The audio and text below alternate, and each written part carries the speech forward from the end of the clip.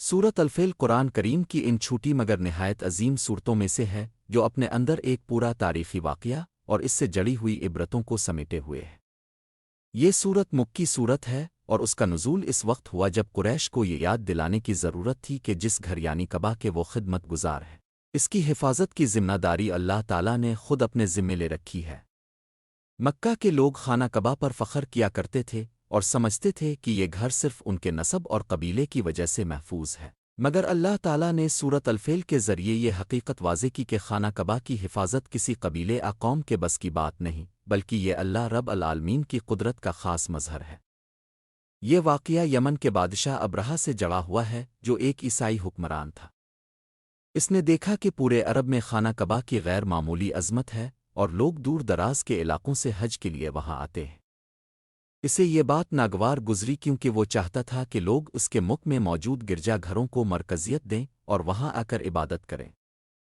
इसने एक अजीम गिरजा घर तामीर करवाया जिसे कुलियस कहा जाता है। वो चाहता था कि ये इमारत इतनी शानदार हो कि अरब के कबाइल इसकी तरफ माइल हो जाएं और खाना कबा की अहमियत कम हो जाए। लेकिन अरबों ने इस गिरजा घर को वो इज्जत ना दी जो अब्रहा चाहता था। कहा जाता है कि बाज़ अरबों ने इस गिरजा घर की बेहुरमती भी की। इससे अब्रहा को शदीद गुस्सा आया और उसने फैसला किया कि वो खाना कबा को ही गिरा देगा ताकि इसकी अज़मत ख़त्म हो जाए और लोग उसके गिरजा घर की तरफ रुख करें। इसने एक बहुत बड़ी फ़ौज तैयार की जिसमें हाथी भी शामिल थे। उन हाथियों में एक बड़ा और ताकतवर हाथी भी था जिसे फ़ौज का सबसे मजबूत सहारा समझा जाता था। अरब के लोग हाथी को देखने के आदी न थे, इसलिए ये लश्कर अपनी हैबत में बेमिसाल मालूम होता था। जब अब्रहा अपनी फ़ौज के साथ मक्का की तरफ बढ़ा तो मक्का के लोगों के पास इस लश्कर से मुकाबला करने की कोई ताकत न थी। इस वक्त के कुरैश के सरदार अब्दुल मुत्तलिब थे, जो नबी करीम के दादा थे। वो एक बड़े बावकार और बाइज़्ज़त इंसान थे। जब अब्रहा मक्का के करीब पहुंचा तो उसके सिपाही कुरैश के कुछ ऊँट हाँक कर ले गए जिनमें अब्दुल मुत्तलिब के भी ऊँट शामिल थे। अब्दुल मुत्तलिब अब्रहा के पास गए और कहा कि मेरे ऊँट मुझे वापस कर दिए जाएं। अब्रहा ने हैरानी से पूछा कि मैं तो तुम्हारे मुक़द्दस घर को गिराने आया हूँ और तुम्हें इसकी कोई फ़िक्र नहीं, तुम सिर्फ अपने ऊँटों की बात कर रहे हो। अब्दुल मुत्तलिब ने निहायत वक़ार से जवाब दिया कि ऊँट मेरा ज़ाती माल है और उनका मालिक मैं हूँ, इसलिए उनके बारे में मुझसे सवाल होगा। लेकिन खाना कबा का मालिक अल्लाह है और वो खुद उसकी हिफाजत फरमाएगा। ये जवाब सुनकर अब्रहा कुछ देर खामोश हो गया, लेकिन इसके इरादे में कोई तब्दीली न आई। वो अपनी फ़ौज को लेकर आगे बढ़ा ताकि खाना कबा को ढा दे। मगर अल्लाह ताला ने अपने घर की हिफाजत के लिए ऐसी कुदरती निशानी ज़ाहिर फरमाई कि हमेशा के लिए इबरत बन गई। कुरान मजीद में बयान है कि अल्लाह ने परिंदों के झुंड भेजे जिनकी चोंचों और पंजों में छोटे छोटे कुनकरेले पत्थर थे। ये पत्थर आम पत्थर न थे, बल्कि अल्लाह के हुक्म से वो फ़ौजियों पर बरसने लगे। जिस पर ये पत्थर गिरता वो ऐसा ज़ख्मी और हलाक हो जाता कि पूरा लश्कर तबाह हो गया। अब्रहा और उसके हाथी भी अल्लाह के अज़ाब का शिकार हुए।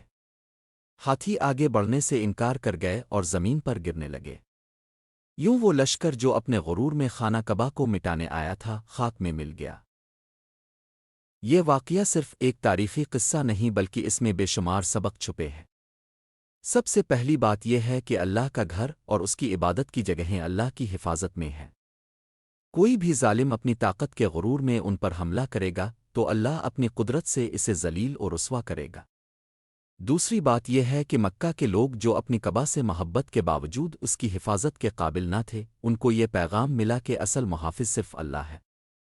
तीसरे ये कि यह वाक़या नबी करीम की विलादत से कुछ ही अरसा पहले पेश आया था और गोया अल्लाह ताला ने अहल अरब को पहले ही दुखा दिया कि अब वो वक्त करीब है जब आखिरी नबी मबूस होंगे और अल्लाह का दीन पूरी दुनिया पर गालिब होगा। इस वाक़ये की अहमियत ये भी है कि इसे पूरा अरब जानता था। कोई शख्स इस हकीकत का इनकार नहीं कर सकता था कि वाकई एक अजीम लश्कर इस तरह बर्बाद हुआ था। इसीलिए जब कुरान ने यह वाक़या सूरत अल-फिल में बयान किया तो कुरैश भी उसके इनकार की जुरत न कर सके। कुरान ने सवालिया अंदाज में कहा, क्या तुमने नहीं देखा कि तुम्हारे रब ने हाथी वालों के साथ किया? यानी ये बात तुम्हारी आंखों के सामने है और तुम्हारे इल्म में है।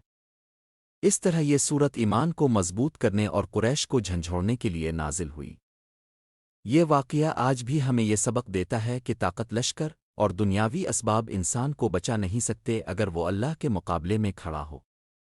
اللہ چاہے تو پرندوں جیسے کمزور مخلوق کے ذریعے بھی بڑے بڑے لشکر کو نیست و نابود کر دیتا ہے۔ غرور اور تکبر کی بنیاد پر اللہ کے دین اور اس کی نشانیوں پر حملہ کرنے والوں کا انجام ہمیشہ تباہی ہی ہوتا ہے۔